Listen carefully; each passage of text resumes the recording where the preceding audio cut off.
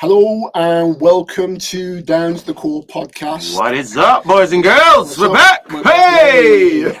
Right, Jacob. You know your role by now. Please tell me what episode we're on, mate. Oh, this is episode 15. Episode 15. So 15, my friend. Yeah. Cause bro, I actually went on a podcast the other day, and like I was. How did it go, man? It was good. It was good, man. It was Fit Pro podcast, and the guy said to me, "And what's your Instagram name?" And I was like, "Oh no!" And I bet you were like, Jake. Listen, when you go and see the end of it, I'm like, and I said to the guy, I'm like, "This is where Jacob normally helps me out." I'm like, Jacob normally helps me out around about this point. No, you should do that. Oh, you can follow some. I did look across. There was there's nothing here. Yeah. It's all, you know what, it reminded me of like them films. He's going, and I looked across and you wasn't there.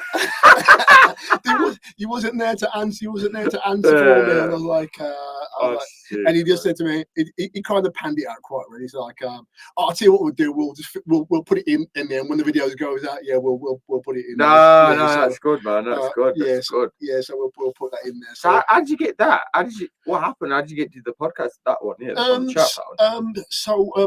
That's like I've got like a memory like a fish. Obviously, I'll look into it in a minute. Because I want to shout him out because he's obviously a good guy. But like I just kind of like saw what he was. You know what it is. I think with myself, it doesn't matter what I'm doing. I never have like any kind of a jealousy or kind of think that's bit. But I always like to look at things from the point of view. What can I learn? Yeah. And like obviously, I shout out to him because I saw some guys I know on his show, and it's looked very kind of very very like the aesthetics and everything was like really really great. And I think like he'd been doing it for like a long while. And as I say, like I'm always intrigued to know what people are doing and what they're using. And then say for us, we're still relatively new. Still relatively new. So I'm thinking if I can go over there, have a chat with them about like obviously fitness and whatever or not, and then like pick up some tips and whatever on the way there. I went over there, like had a little chat with him, and it was all good. That's sick, man. As I said, I keep on saying my brain just only remembers things. Sorry, guys, I'm gonna have to look on my phone because I can't talk about it. Yeah, we've all do it. Like I guarantee people who watch this episode, they see me going to that and going, "Watch it, check a phone." Those that know, I'm checking for the time because sometimes we, as you may know, me and John like to waffle for England. Yes. So by just doing that, by taking the time, we can go. We know how to rein it in. Yeah. But no, I hear that what you're saying about like go and learn it.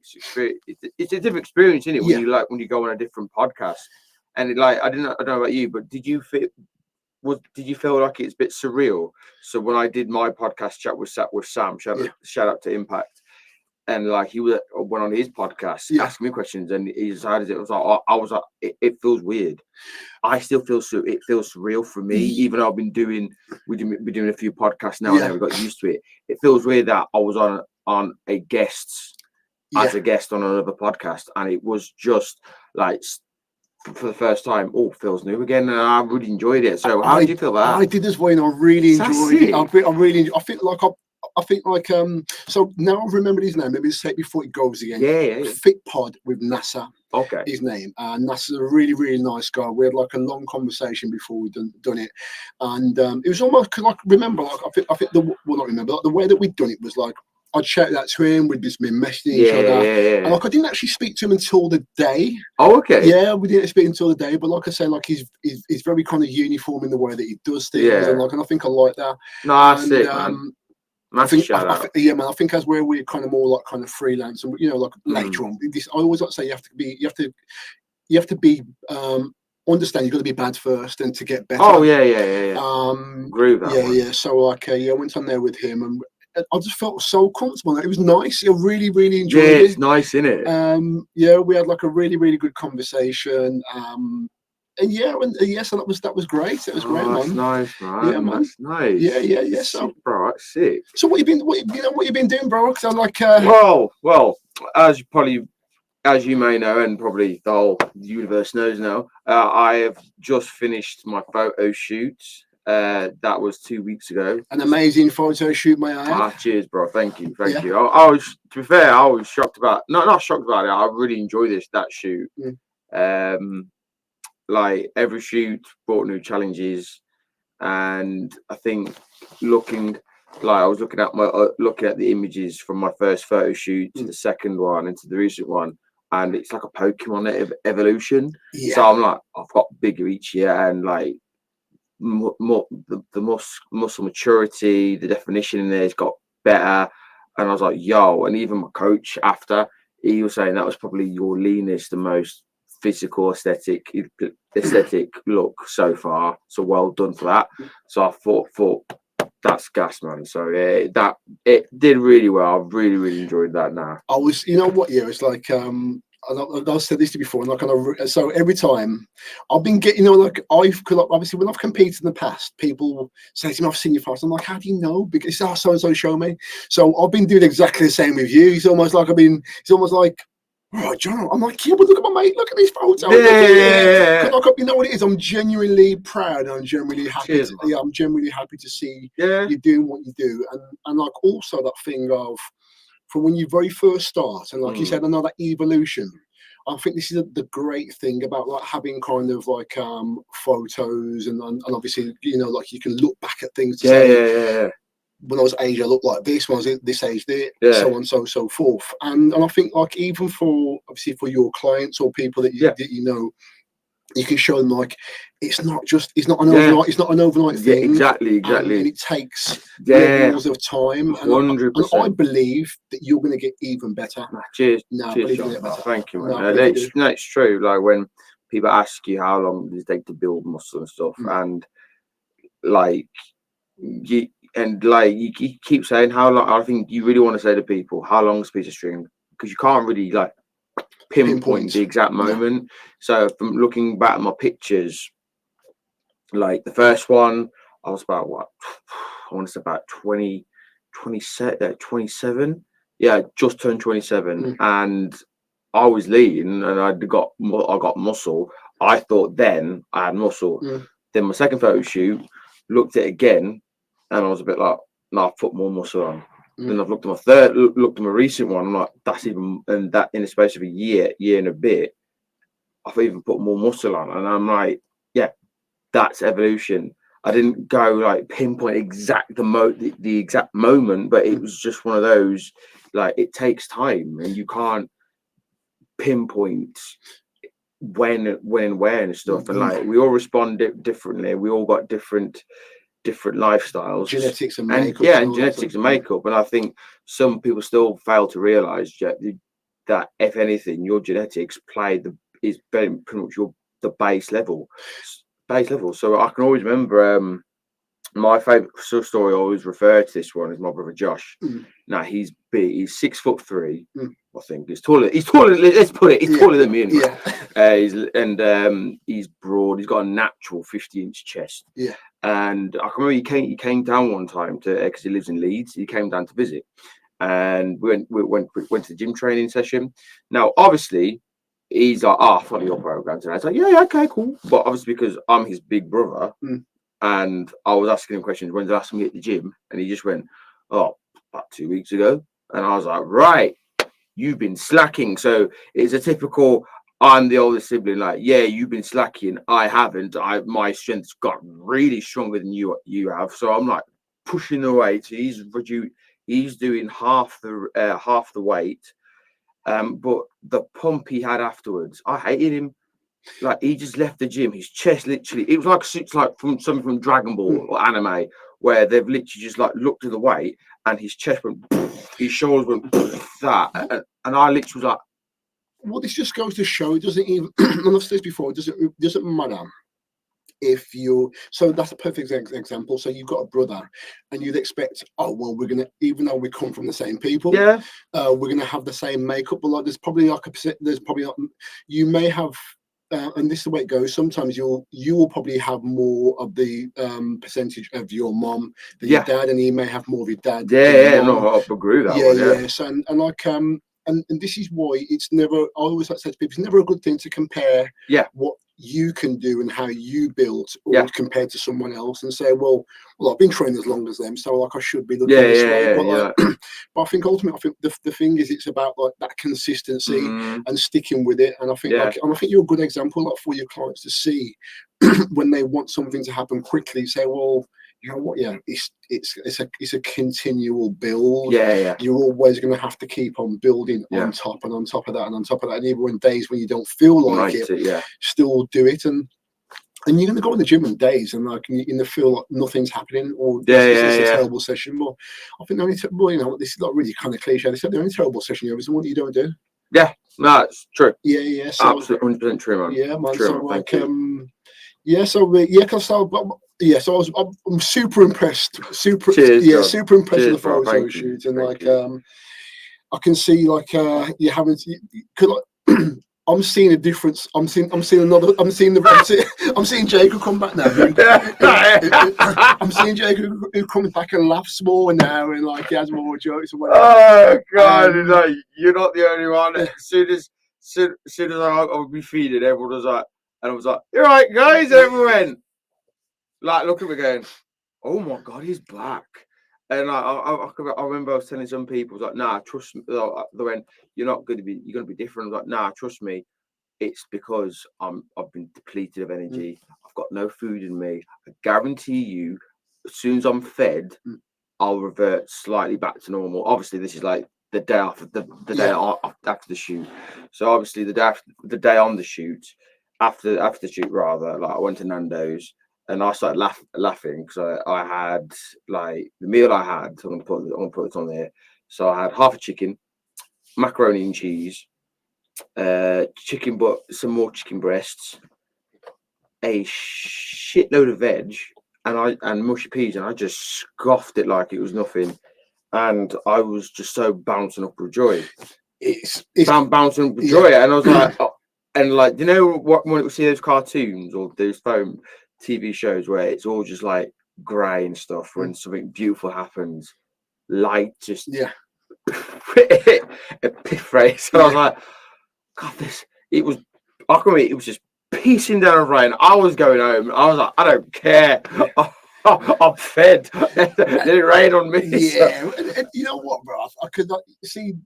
I always have to. When you say, I always like to see a learning point. But if for someone whoever's listening, is when you go on like these kind of certain diets, not specifically the diet that you're on, but like a diet where you kind of restrict something so much. Yeah. When you revert back to your normal eating pattern, it's not normal because now you just kind of want to. It's almost like someone who's tried like a drug for the first time, and like now they're like, "Oh, this feels so great," and and then like obviously, but like obviously, fortunately for you, your druggies are going to be just like food with flavour. Yeah, oh God, so like obviously, you're doing like a lot of chasing of food with flavour and looking at foods if like, "Oh, I haven't had this for ages." It's been a few months. It's also some foods that you've never ever had before, and you're like, "I'm gonna have that," and then you see your ass physical self comes out going, "You've never ever had that food before. Why haven't it now?" And I'm like, because I can. Because you can. But yeah, I think when you restrict yourself for that longer period of time, you're hankering for anything. Yeah. And so obviously the first 2 weeks, like I mean the first week after the photo shoot, I did go mad. Like, no word of lie. I'm not gonna sugarcoat it. I did go mad. Then obviously the following week we had a bit more of you would normally think, oh, your first week blowout and stuff. The second week, however, that was a bit more response to stress because even though my shoot was over, I had a lot of personal issues going through with my family. So that was causing more stress. I was eating for the sake of eating. And don't get me wrong, I enjoyed every minute of it because it was food and keeping me happy. But I wasn't happy. I was just looking to find food to excuse or get my mind away from it all. Then like speaking to your coach and like his happy wage stuff recently, and I just started laughing. I laughed. I literally went, yeah, and I went, "You are not going to believe it." And he just like, how it is heavyweight. Just like, no, I tell you now, I am not the way I was. Like, I've literally put the weight back on. You know what? I feel like I had to learn this when I was competing. I think like, because remember, like, I took myself through all my competitions. Yeah. So I only had a coach there towards the end, but I think it gave me enough time to understand. Because I think like I don't know if you went through this, because like I think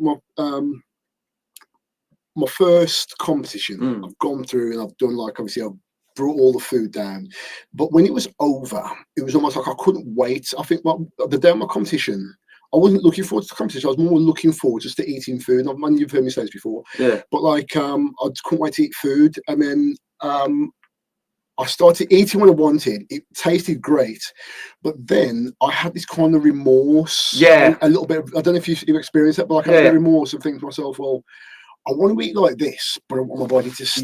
Yes, and it's and I think like what I battled with a little bit, because I think I'm a kind of person I'll question everything about myself and why I'm feeling like that, why I'm up, why I'm down, why I'm level, how do I stay level, and obviously other inside factors. And I think I had to say to myself, like, right, you know what, I need to kind of level this out, because like it feels in a way that like you kind of ruin everything, but like you have to understand, like, photo shoots and competitions are for that moment in time. But like it can mess. It can really. It can mess you up. It can mess you up, and it can mess with your head, because it messes you up, because like when it's a bit like when you practice and you preach, like, we all know sustaining a six-pack is unrealistic. So, and like we preach it to our clients, we preach it to everyone who listens to us, going like 6 packs and everything, because you've got to just give up life, and life sucks. But when you get it, when you actually obtain it, and you look at yourself in the mirror and you're like, fuck me, I look good. And even though you know it's unsustainable, but when you want to eat the food you want to eat, and you look yourself in the mirror the next day and you're bloated as fuck, sorry for swearing, but you're just bloated, you've retained a lot of water, you look like a Michelin, and it gets in your head a bit, like, and that's the thing, you think you look like a Michelin, but ultimately, even to anyone who you kind of know within your gym or around about the place, you still look amazing. I think to be at photo shoot ready or competition ready is a very different thing to being just life ready and but like it can't, but like I think you and I've also kind of pinned it down to this: the amount of times that we look in the mirror. So roughly how long was your prep for? Roughly 12 weeks. 12 weeks. So for 12 weeks, we are on the scales and we're in front of the mirror nearly every other day. And I know as soon as like my prep starts and when I'm doing, every morning I wake up and I lift my t-shirt and I'm looking around.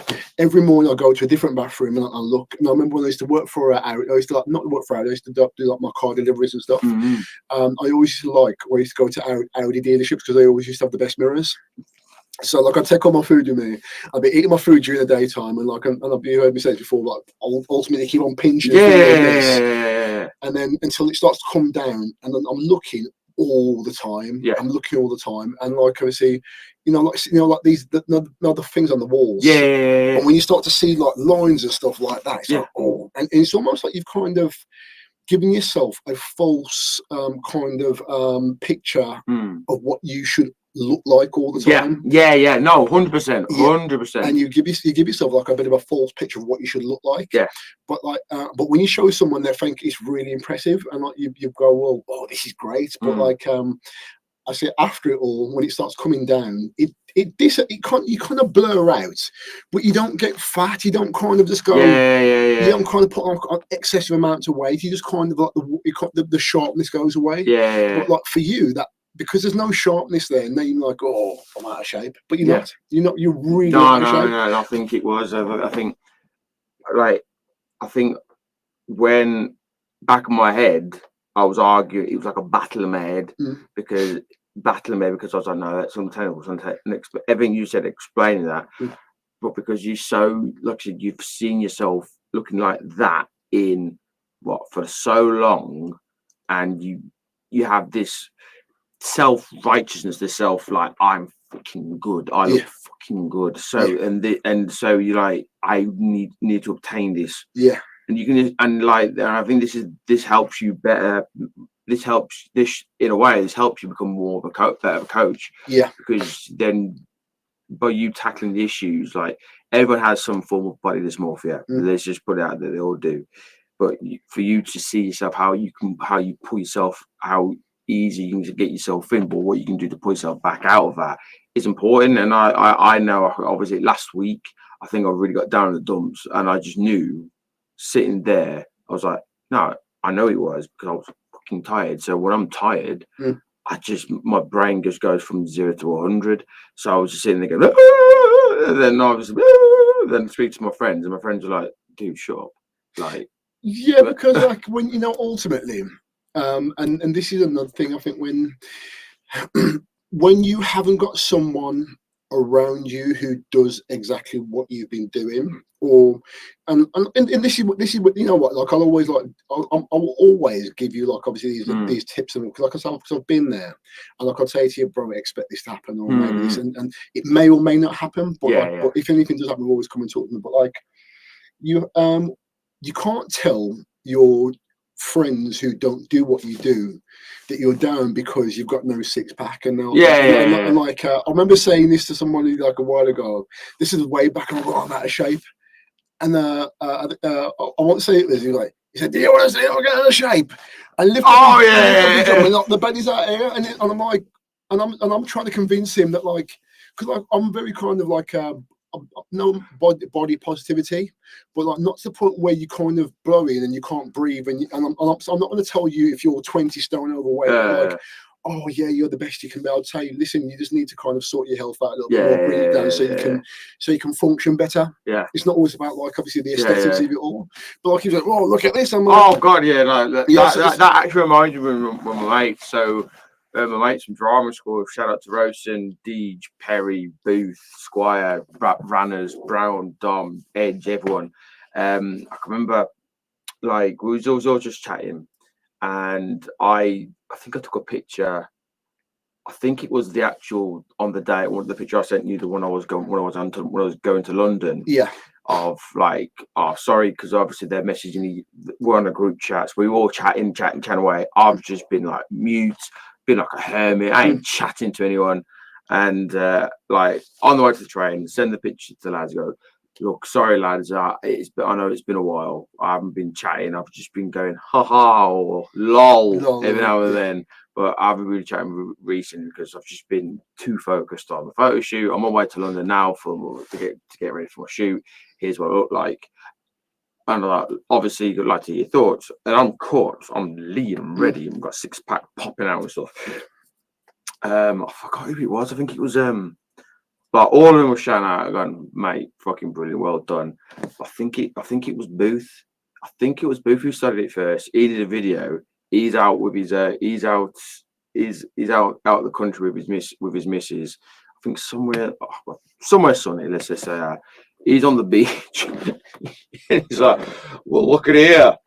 Pulls his belly out, and he's got a big beer belly, and he's like,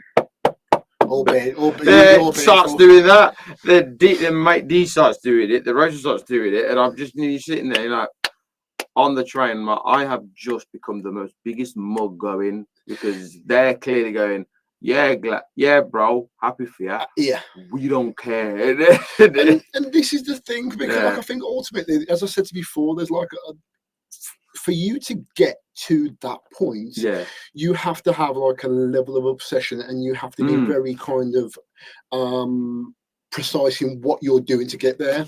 And I don't think listen, in life, everybody doesn't need to be kind of in great shape.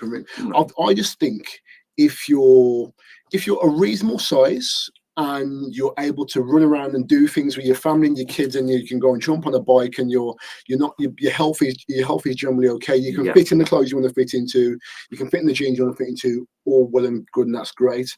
But like obviously, and so like I think like when we do what we do, and then we kind of moan that we're a little bit out of shape, or because somebody who trains in the gym who gets to a certain point, they are never happy. We are never happy.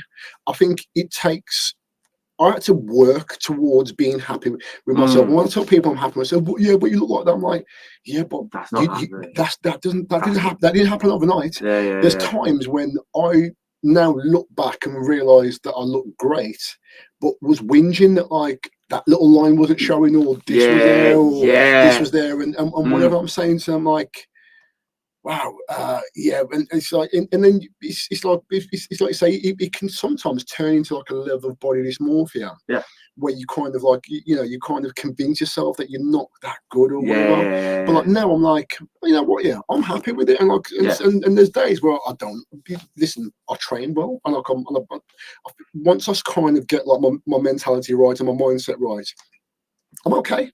There's days when I think I look good, and there's okay.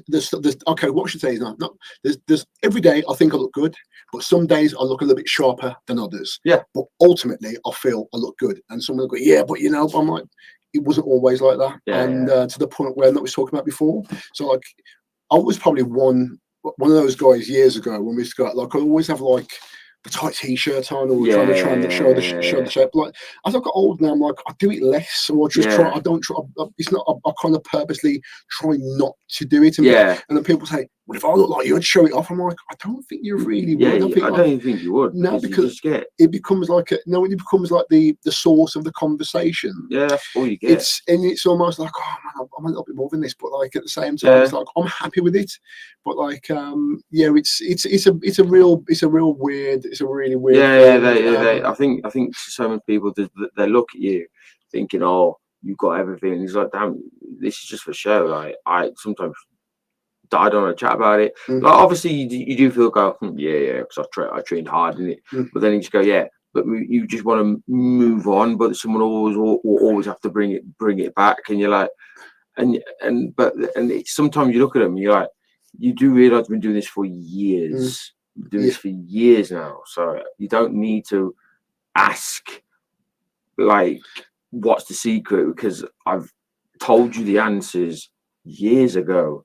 And like me, I love going to the gym. So you guys are going out exploring with your partners and like family and eating all these luxurious foods. Where I'm on the bench, lifting stuff, and I'm generally happy. It's no different from asking like an artist, "Oh, how come you're so good?" Probably because I started when I was 5 years old, and I've done a drawing every week from then on, and I've always been working on something. But you're right. I think.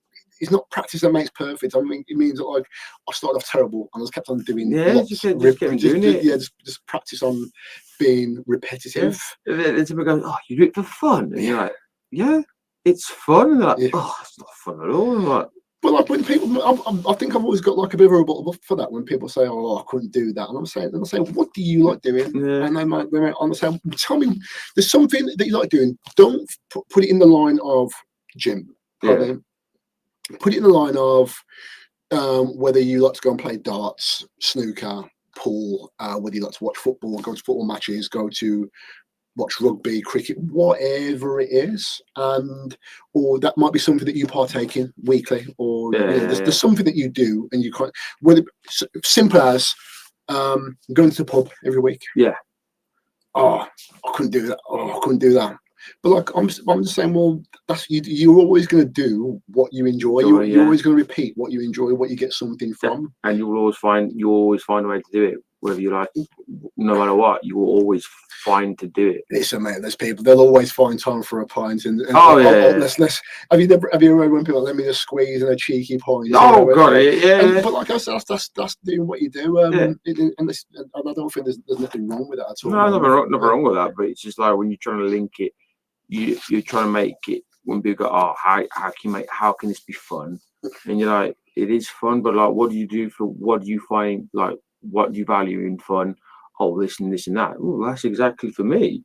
Like, I'm in my happy place. This is my therapy. It's like my therapy, and I just get to play around.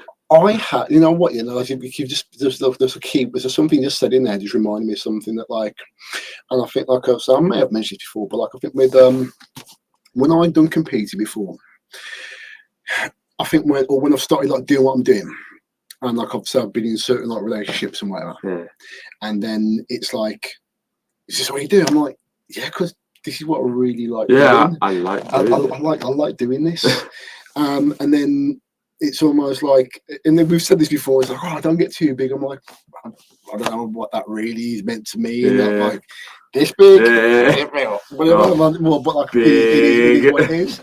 And then like as I've gone like toward, like, as I've gone through prep and converse, I've gone through prep and gone to near to where I get to, I realised that like what I didn't know, I've told it took me like a little bit of time to understand that like I was being like a little bit moody and a little bit kind of but like it was just this is like I said before, it's just like through lack of food and like you just you feel the way you feel, and then you go through your show and it's almost like you may say things like, oh, I can't wait till this is over, and like so when you say, and this is really, and this is probably only go, I don't know whether it just goes to anybody competitive, whether you're a boxer or I'm thinking if you're in fight camp, you have to eat a certain way and train every day, and you can't do all the normal things that your friends are doing. So you want the fight to be, you want to get the fight over and done with, but you also just want to return back to normal. So you say things like, I can't wait till it's over, but someone will take that as like, oh, that must be horrible, whatever he's doing, because you just can't wait for it to finish. But in your mind, you're like, yeah, I've been doing this for a long time. I just can't wait for it to finish, and then get it over and done with and get back to normality. And then like maybe the year after, you're going, oh, and I've said this to like partners before, oh, I'm doing another competition, and like, again, and I'm like, what do you mean? And they look at me as if to say, well, you couldn't wait for it to be finished. Why would you put yourself through something which you clearly hate? I'm like, it's not that I hate it. I'm just like, I think this is it. When I decided I was going to do my third photo shoot, they're like, again, why you got upset? You got upset the last time. I was like, because I was deprived. I was like, no. And then when I say to some people, I enjoy the experience. Like, how? Because you're just miserable. You don't eat all the time you want. And I'm like, I like the experience because it's teaching me more about me. And it's just a refresher, and like it's a good experience to go through.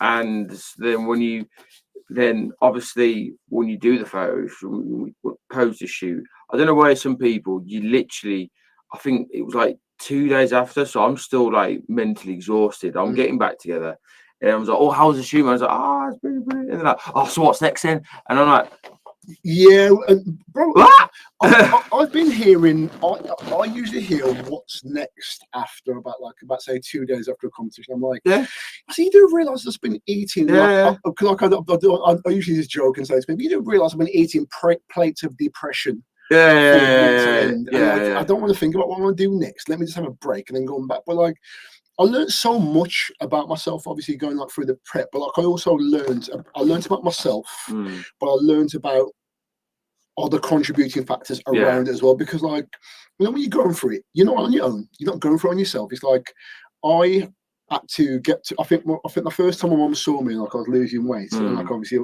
I could see the look of worry in the face. And I think you've said it before, and like I see other people and they go, and they shake their head and go, and they say, you okay? I'm like, yeah, I'm cool. And they're like, you don't look okay. But don't get too big on. Are you sure you're okay? Listen, you can't just give it up if you want to. I'm like, why would I want to do that?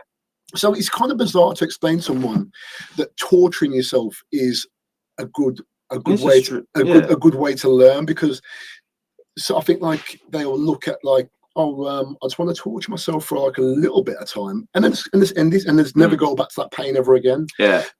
But I suppose, as I keep on saying, like, if you're a boxer, you're gonna have to learn to take punches in the face. Luckily, when we do a photo shoot or a competition, we haven't literally got to be punched in the face. I think we just have to kind of our punch in the face, like you can't eat that and you can't eat that. Can't eat that, can't do that, can't do that, can't do this. But then, like I've said to I say, going back to like obviously the thing about with partners in the past, and they'll go, yeah, you look great, man, but you're miserable, and I can't stand. I don't like you. I'm like, yeah, but it's just like a moment in time, and like I like one part they go, well, you're gonna do it again. I'm like, yeah, and I'm like, why?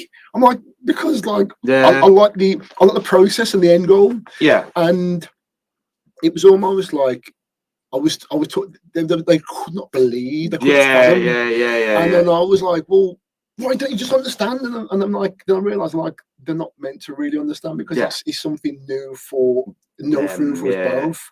But like when you see someone who you care for like kind of suffer a little bit, it's almost like I don't want to see. I don't want to see that. Because it comes from like an emotional place. But like trying to explain to them that like it's just what I do for this length of time. And I think sometimes as well, when you try to explain to them, like obviously I have spoken in the past, spoken openly, like probably I would like to consider, like now I've done 3 photo shoots, I am considering probably, or maybe I should start going competing, because I want to try that experience. Because that's the next level. That's technically the next level, yeah.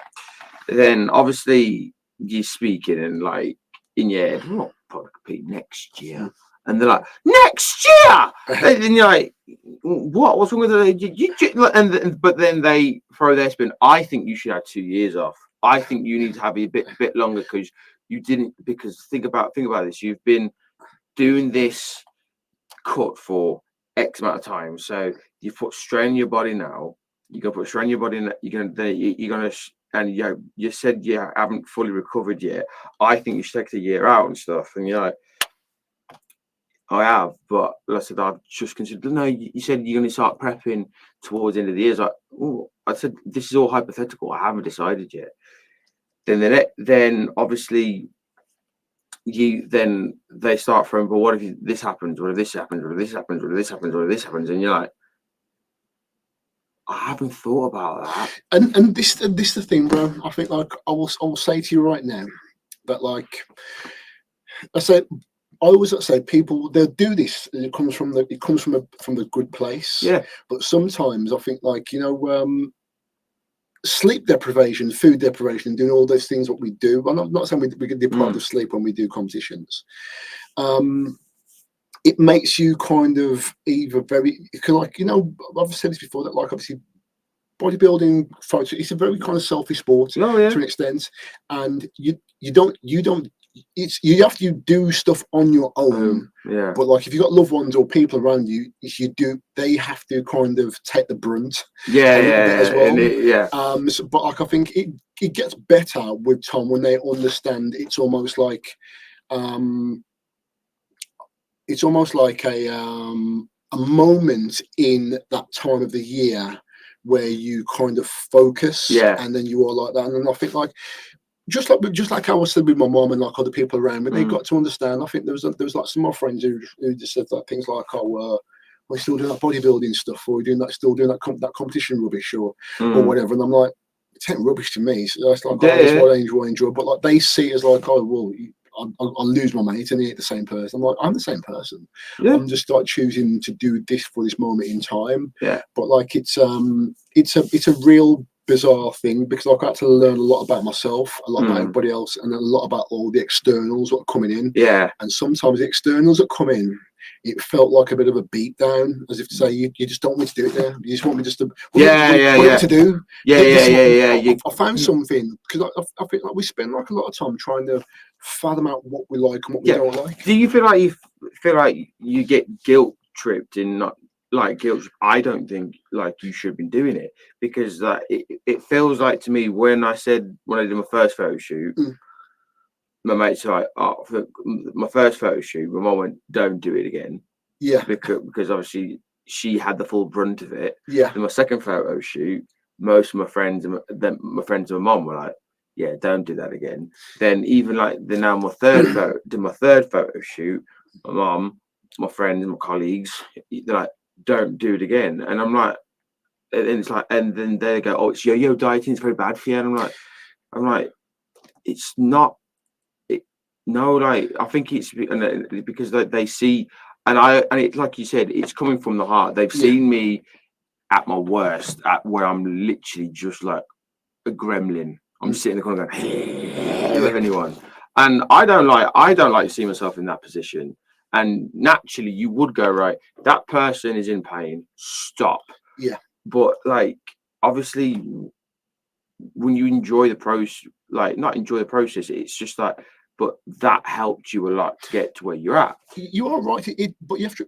I'll just jump in quickly. Yeah, but like, yeah, it is a process that we enjoy, and I feel like when you enjoy a process more than a destination, that's what you keep on doing. Yeah, that's what I was saying. So it's the process. It's the process, and I think, like I said, it's not. There's nothing malice about them. It's come from the heart. And you can tell when they're speaking about it. It's just when sometimes I think it's either your mindset, so you're in defense mode, so you just feel like you're getting attacked because I'm like, well, you're telling me I can't do this. Yeah, you're telling me like something I want to do.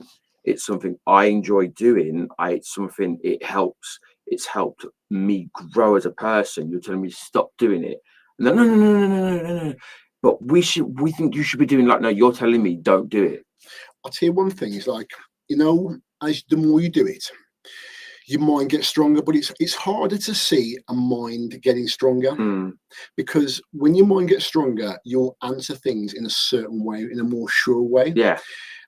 So I realized when I was doing competitions and when I was starting to do what I was doing, I was physically getting stronger and I was mentally getting stronger. But like, I think, as I said to you before, I question everything, and even the way that I deliver something. So the pattern that I picked up on was everybody who cared about me the most, they said the same things. And I'm like, they're not all sitting together in a room, and I've been like, they're not going to get me in the room and I've been like an intervention. Go, oh, he's eating chicken again. Yeah. And he's eating broccoli. No, because like everyone was all in our life. We've all got different people, which sometimes they just don't really always meet. Yeah. But like, when they say the same things, I question, like, why'd they say that?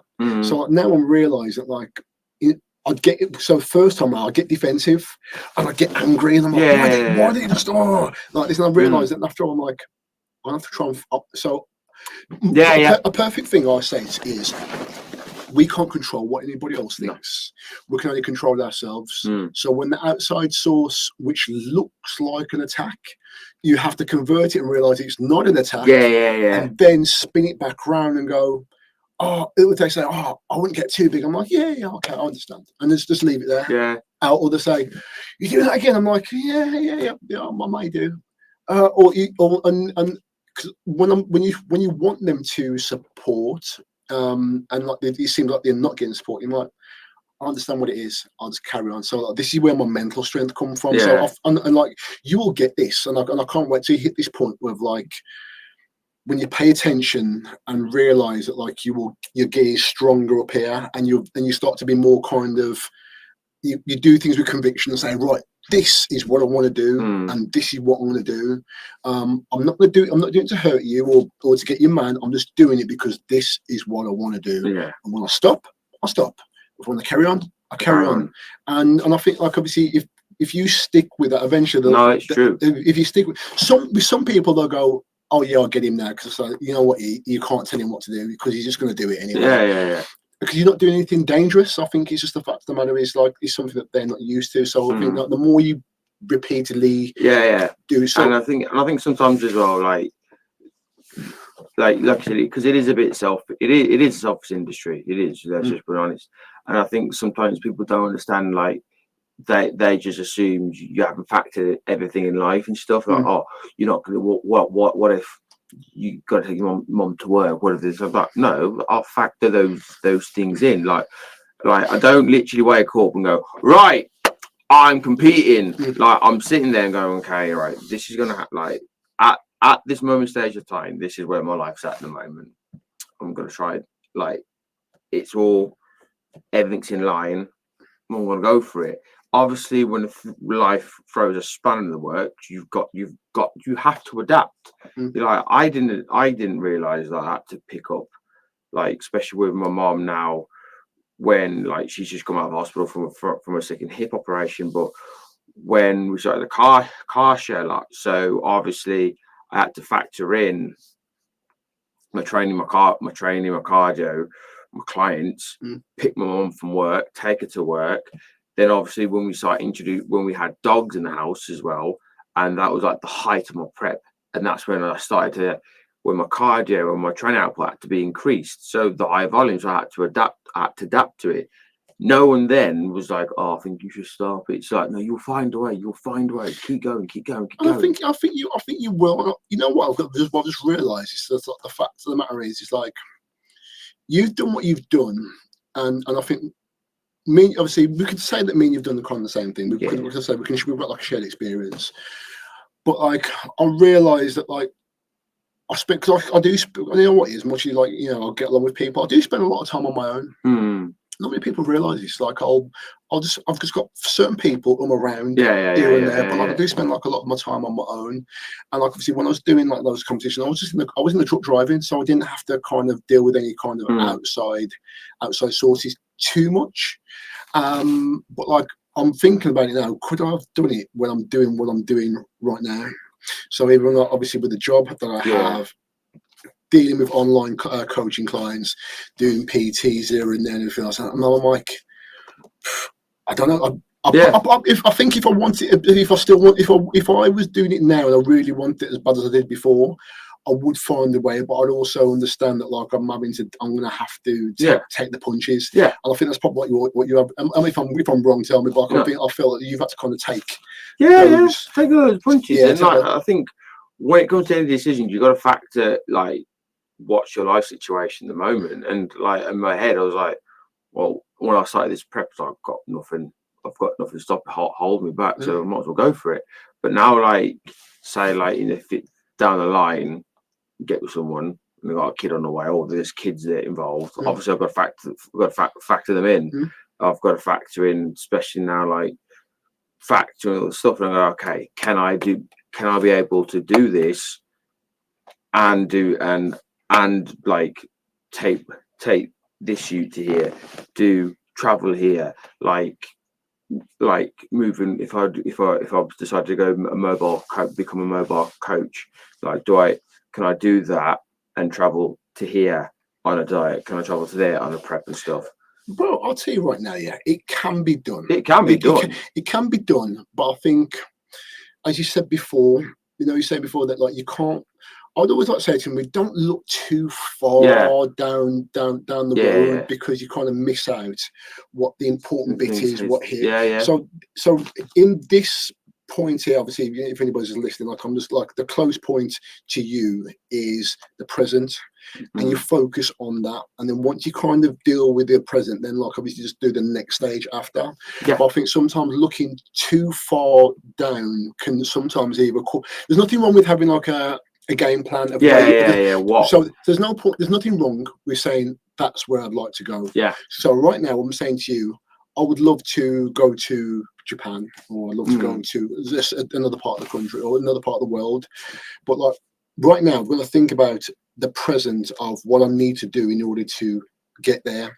And then someone might say to me, "Oh, what are you getting that for? You can't speak Japanese, you can't speak Chinese." I'm like, well, what are you trying to tell me that for? It's like wait till I get there. Like I'll navigate that when I get there. If I can have a translator, I'll get a translator. If I can just if I can learn a few words.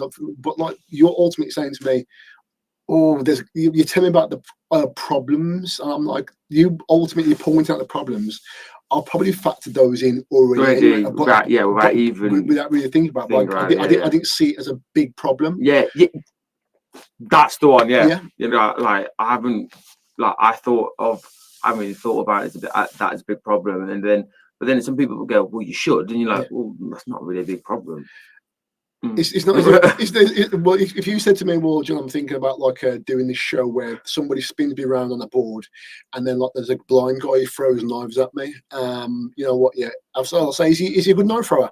Well, I just met him on the street the other day. I'm not going to go. Well, Jack, I would probably consider that because like there's some high points there where you might get killed or whatever. But like when we look at the certain things within our lives, we'll look at and go, that's where I want him to be. But like we should stop like focusing on the problems, what could be, because I think if you do that, you'll never do anything that you want to do. True. I think you'll always stay in this safe zone. And I think like going back to like friends and family and people around you, I think like I think sometimes like they'll project what they their kind of levels of, I don't know if we can call it insecurity, or their levels of things which they don't feel what they can do. It's like inferior. Like, I think the great extract I learned book when I read Psycho Cybernetics, and it's like this the fear of superior. I think it's called the inferior superior syndrome, or it's just like inferior. Like, most people who give you negative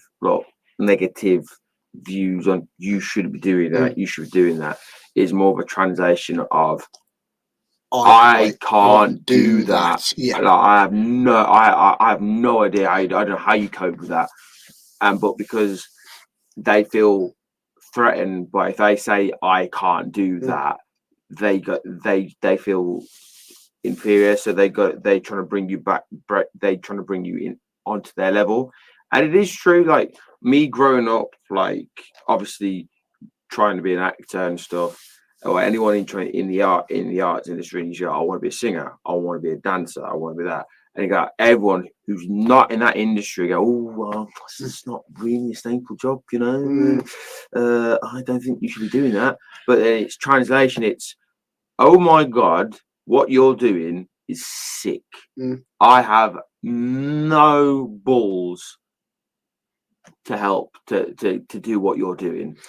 And rather than me saying no, you shouldn't be doing it and supporting you, I'm going to bring you to my level because I don't want you to succeed. But I feel that I do feel that they I don't think they do that intentionally. Yeah. I think, as I say, like, it's almost like, oh, you're the same as me. I don't do that. I don't think you'll be able to do that, or but like, I think I'll tell you one thing that I found. I never really had. I think, as I say, like, it just goes back to me, like, just always.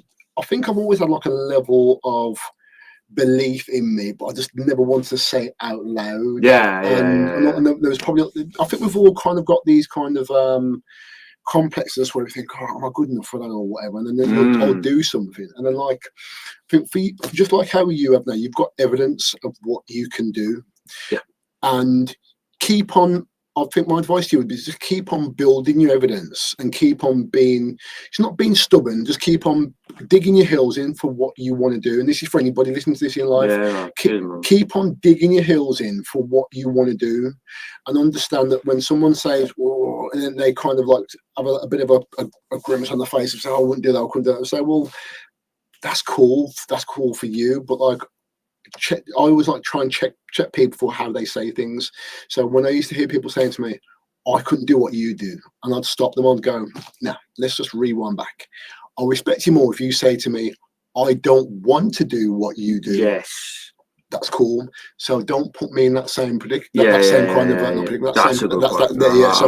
I say to them, just say you don't want to. That's cool. Don't say you can't, because anything that I physically, if we can both lift our legs up and both move our arms, lift head to right, you're all right, man. We can do anything. But 100%. Like, but I think it's like this is something that, like, sometimes that come from family. I think that some of this stuff kind of comes from family. Yeah. I think some of it's kind of ingrained in us, but like but it's almost like to save yourself. Oh, don't that, because like if you fail, you know what? But like, you need to fail. I realise now there's lots of goodness within failing, or there's lots of failure is a success journey though. Yeah. Like, no one wakes up in the morning perfect straight away. No one. I don't think anybody works up perfect at any given time. I think it's just, I just believe that you need to be in that position in order to get better. Because you understand what cycles as well. Like, I think this is where the reason why I do these preps. Like, it's like you discover the highs and the lows. So obviously the highs, you're getting the physique that you wanted. You're just getting, you're feeling stronger, you're feeling more, you're looking more wham, I look good. The lows, there's days where you just literally just go, I hate my life, like, I just want to chill with my friends and family, I can't even do that. But you know that, wouldn't you say, would you agree that is the same as anybody trying to build a business? Someone trying to design their own car, someone building a house. anything that you're doing in life, or even if you're going to learn to be a plumber or electrician, doesn't matter what it is. I'm sure that anybody who is at the top of their game or is good at what they do, there's points where they didn't there's parts of that learning that they didn't enjoy. Yeah. And I think that's just life, though. That's and it's true. Like, you see so many all these, like, these mentors and business people, like people we inspire to be. They all talk about their lowest lows, and but they all of them always look back and go, I fucking appreciate that. And there's two examples where you see, like, flip reverse. So there's another book called The Subtle Art of Not Giving a Fuck by Mark Ronson. Brilliant. Ronson? Yeah, brilliant book, by the way. I've listed on the and did you hear about the chapter about is it the fifth Beatle? The fifth Beatle? The one no one ever talks about. Yeah, the one that no one talks about. And then when you hear about, there's a fifth Beatle. Yeah. And so long story cut short. So I forgot the dude's name. But basically, he was supposed to be, I think he was supposed to be the drummer for the Beatles. Yeah. And I think he got the sack week before Beatles became the Beatles. Yeah. And he just got depressed. He done every drug under the sun. He just got drunk every day because he could have been he could have been doing the glitz and glamour and all becoming the top of the being the celebrity. And I think it was like in 2008 or later on in life, his mindset's twitched. He switched his mindset, and he's now constantly touring as a drummer. Like, he's going all over the world touring for different bands and stuff. And he did an interview one time, and he said, getting fired from the Beatles was probably the best decision I ever done. And if you kind of look back, you're like, yeah, he's actually right, because you look at the other Beatles of where their lives have headed. Some, like, obviously John Lennon, he's passed away. Paul McCartney's divorced, and but I think you can look at that a couple of ways, really. Because because I think everyone's got like I think they've all done good. Because remember, like, I'm not no big Beatles fan. I'm speaking this very loosely now. So because like I think, like, sometimes when you talk about certain things and people are like die hard. Just in the comments going, how dare you disrespect the Beatles? How you dare you talk about them? But I think I would always go and say everything has happened for the right reason for everyone. Yeah. In whichever way it is, apart from dying and I think sometimes it just goes that thing of like just sticking out. If there's something that you really want to do, just stick it out or stick by your decision. Yeah. So if your decision is to quit, stick by your decision, and then and then expect everything else what comes after that. And that's the outcome. Or stick by your decision to keep on going even when it doesn't feel great and there's obstacles and whatever. Because at some point or another, you're gonna get. So like I think you sticking by your decision to do what you do for those few years, now you're starting to see the fruits of your labor. 100%. And then going back to what we were saying before, your muscle maturity and everything else.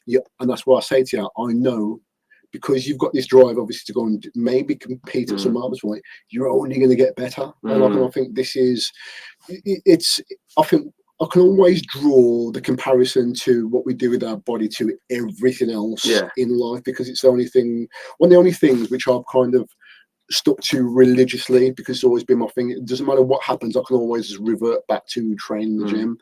And I think that's what, as I said before, and this is what gets like my mental clarity, my mental strength up to say, and I've got proof that I can do these things. So like nowadays, if I say to someone I want to do something, I don't hear as often as I used to, like, oh, I won't do that. I tell you what, I heard it the other week once, because if my ultimate goal, my ultimate end goal would be to be able to have my own gym and have my own studio and whatever, and like have somewhere where we can do obviously everything what we want to do, what we want to do under one place.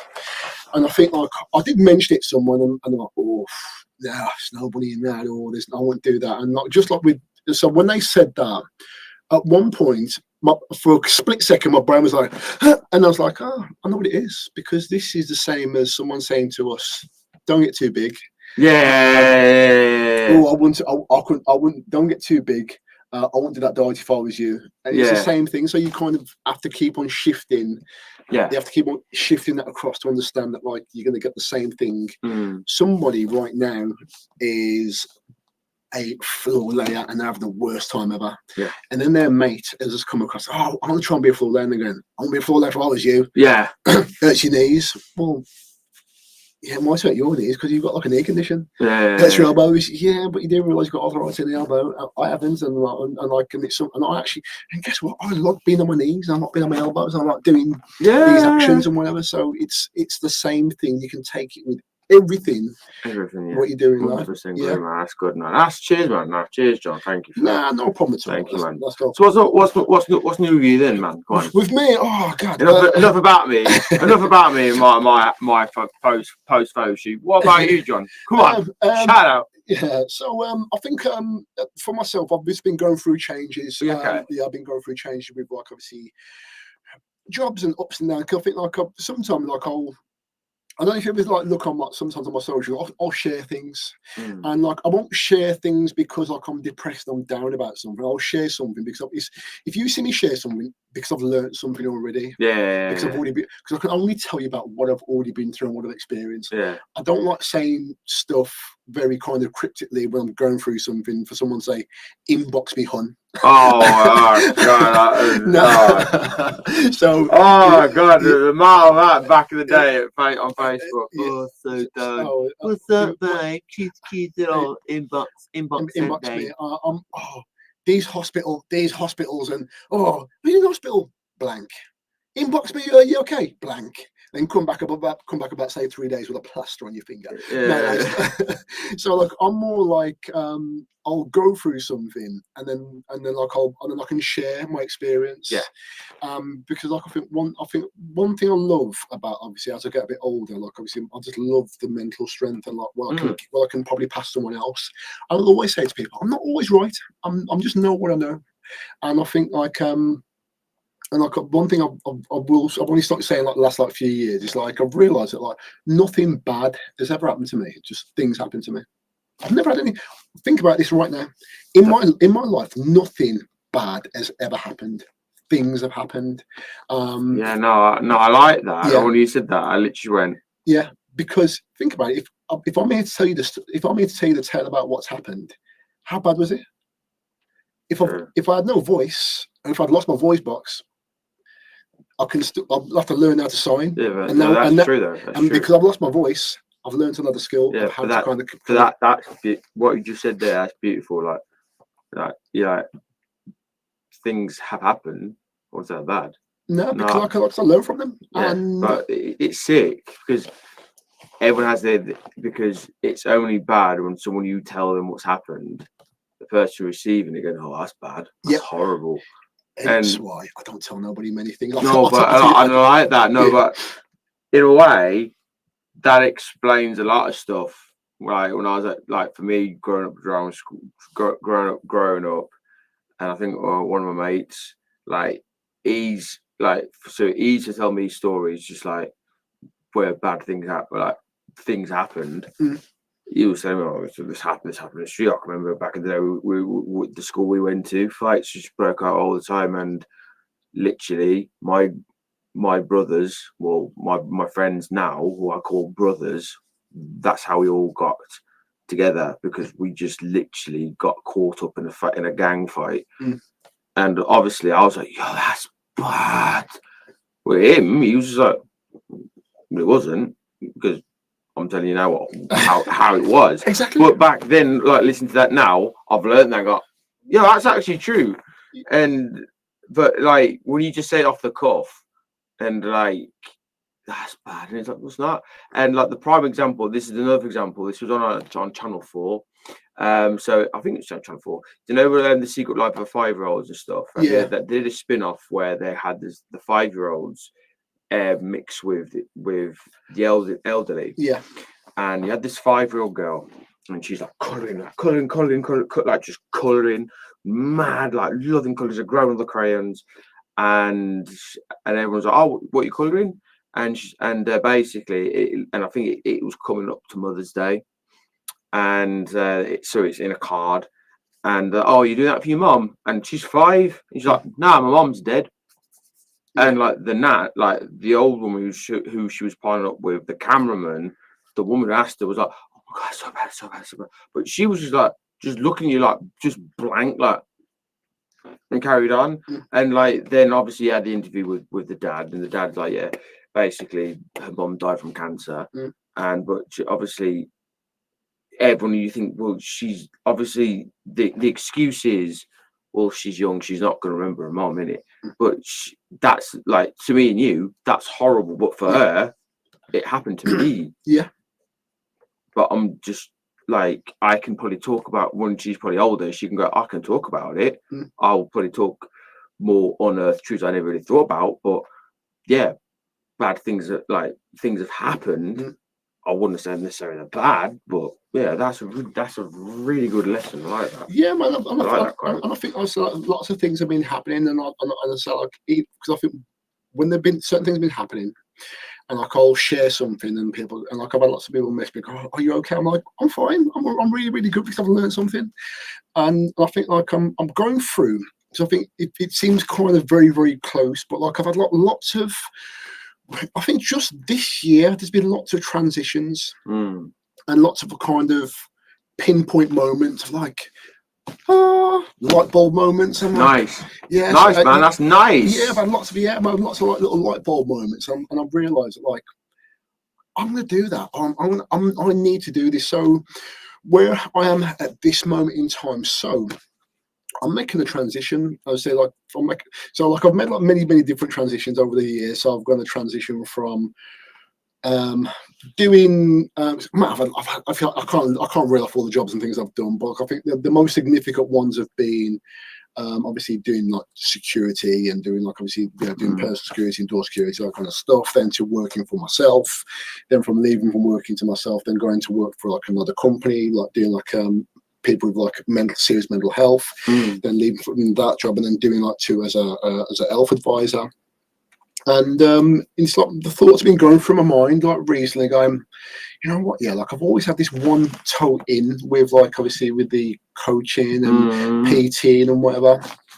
And I don't, people say, oh, John's a PT, but I feel like I don't feel like I'm a PT and a coach, because like it's always something you're kind of teetering. Yeah. And I think the one thing I've learned, one thing I've kind of said to myself recently is like, right, you know what, why don't some people succeed in what they do? It's because like they're always scared to put their 2 feet in. They'll just dangle one in and one out. And I'm like, I'm great for giving advice, but like I realised that like it's time for me to take my own advice. So like obviously the exciting thing for myself now is at some point I want to make that full transition. Nice, man. Well done. Yeah. Beat yourself up, bro. No, man. Thank you. It's I've said to people it's scary. It's scary and exciting at the same time, but I think like it's. As I'm talking about it now, like it's making me like I feel like a little bit jittery, but like, but I think that this is something that we should look for in our lives. That like something that makes us feel a little bit scared and makes us feel a little bit jittery. Not something you and they go, well, I'm gonna have a half go and half not. It's like I've said this many times over the last couple of days to like certain friends. I'm like, I don't want to get to a point in my life where I'm going, I was going to do that, or I was thinking about doing that, because ultimately nobody cares, mate. No one really cares about what you was going to do or what you was to. It doesn't make a difference. No. People, and like I think even when you go and do something, people still don't care when you're doing it. It's only when you do it, and then even if it works, they'll go, oh, great. But if it doesn't work, it's like it's almost like a non-conversation, or it's like, so for myself, I'm like, have I got something different?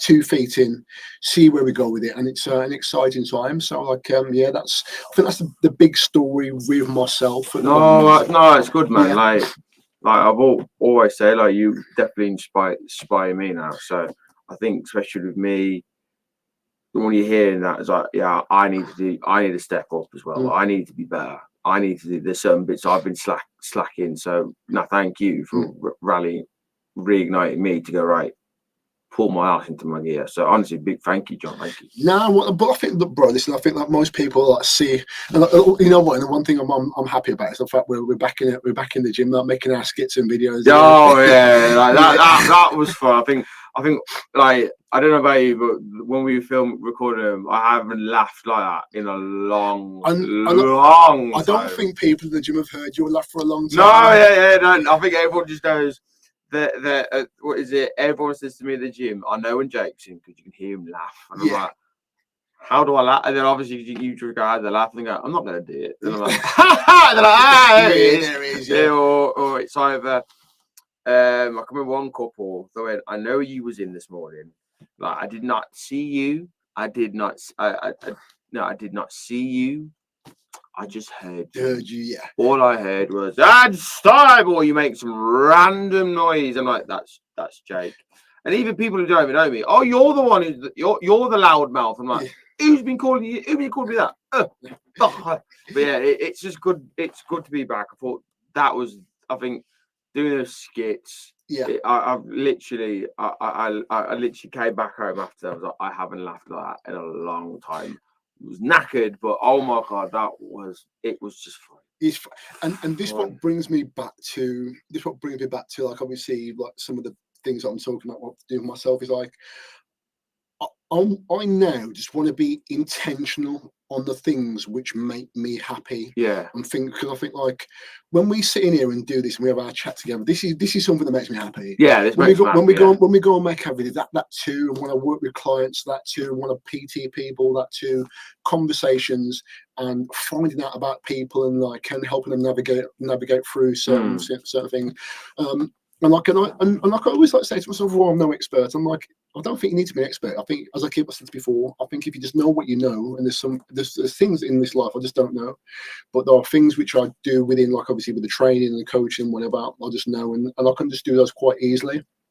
And like as I'm just looking across, I'm even just looking at the hoodie. Yeah. I feel underdressed today because we've both got like the down to the core hoodies, and I don't think anybody. Does anybody know that? Because obviously people just kind of. I think like I tell what I like now. They're going to go, oh, John and Jacob. Yeah. It's like Drake and Josh. Oh, Drake and Josh. Keenan and Kel.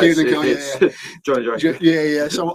So obviously, me and you are going to be working together more. Yeah, definitely working more together. Yeah, working more together, and we've been kind of batting around some ideas and planning some things out. And I'm like, that's exciting to me. That's exciting to me, just to being intentional and doing what you want to do, and not thinking about it just because of a money aspect or something. No. Do it because like we want to do it. We want it, and it feels right. It feels right. Yeah. Like honestly, like I think yesterday, I had a client, PT client, and I was wearing like a polo shirts. And it sounds like we just hype up the merch and stuff, but I was wearing our uniform, and I felt proud. I was like, yeah, down to the core. Yeah. And I've obviously that's the brand, but it felt good just wearing that and walk around the gym going, now this is me. This is me, man. So it felt really good, really good. And I feel there's going to be more of that. And I think what me and you are going to be doing is getting more reps in. Yeah. So getting more reps in. Yeah. So even sitting in front of the micro, doing what we're doing. More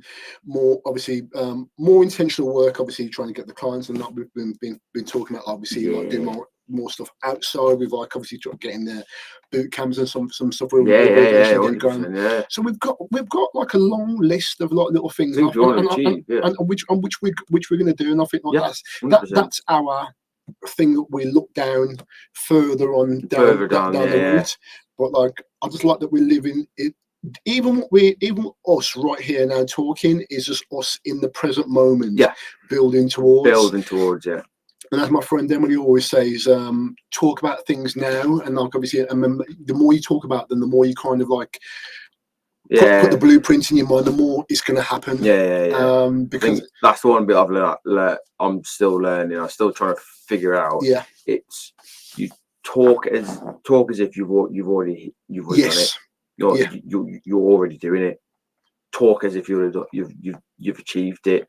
I know it feels a bit weird because you haven't, because you're like, well, I haven't. But you just gonna like, how would you hold yourself? How would you talk about you running a business, or running a boot camp, or setting your own gym, and you think about it, and go, oh, I'll chat like this, talk like this. Yeah, you gotta talk like you already own it. By you already owning it, nothing's stopping you. So No, I think honestly, I think this next. I think we've grown very well in 6 months. I'm looking forward to these next 6 months. Been? Yeah, roughly 6 months to get like 6 months. Like we announced it like Christmas. Yeah. But like we really started to really go in. I was trying to think about this other day. When was like our first video? Our first kind of sketch? Was it the one where like obviously the I can't remember, you know. You know what? Should we put that on our channel, on our channels and go, right? Can anyone remember our very first video? I think I don't know whether it was the stealing the gym ideas. Stealing your. Oh yeah. I think it might be them, but like I just want to know what when it was, because I think those are always good reference points. Yeah. Those are all good reference points of like obviously to know that like we've been doing things for that length of time, and then we're going to step it up a little bit more. So like So I'm looking forward to it. I'm looking forward for what we can bring and what Dan Decor can do within the next 6 months. I'm looking forward to it, man. No, really me too. Yeah. So should we wrap this up then, bro? Man. Yeah. Bro. But honestly, bro, it's been a pleasure as always, bro. It's all been a pleasure. 100%. But yeah, thank you guys for just tuning in again. Once again, you can follow us at jwright.pt. You can follow our Instagram page at Down to the Core with 2 underscores. And you can follow my man John Collins at John Collins _coach. Something like that. My man's got it. He's got it. I don't think I have. But if you listen, as long as you go to the Down to the Core page, that's all that matters. Yeah, just follow that page. If you see me on there also, I'm serious. Just follow that page, or if you want to like, you can DM us and just go, yo, what is John's actual game plan? So we can just literally have him on. But honestly, guys, it's been a pleasure. Yep. Tune in next time and watch this space. Without further ado, guys, peace.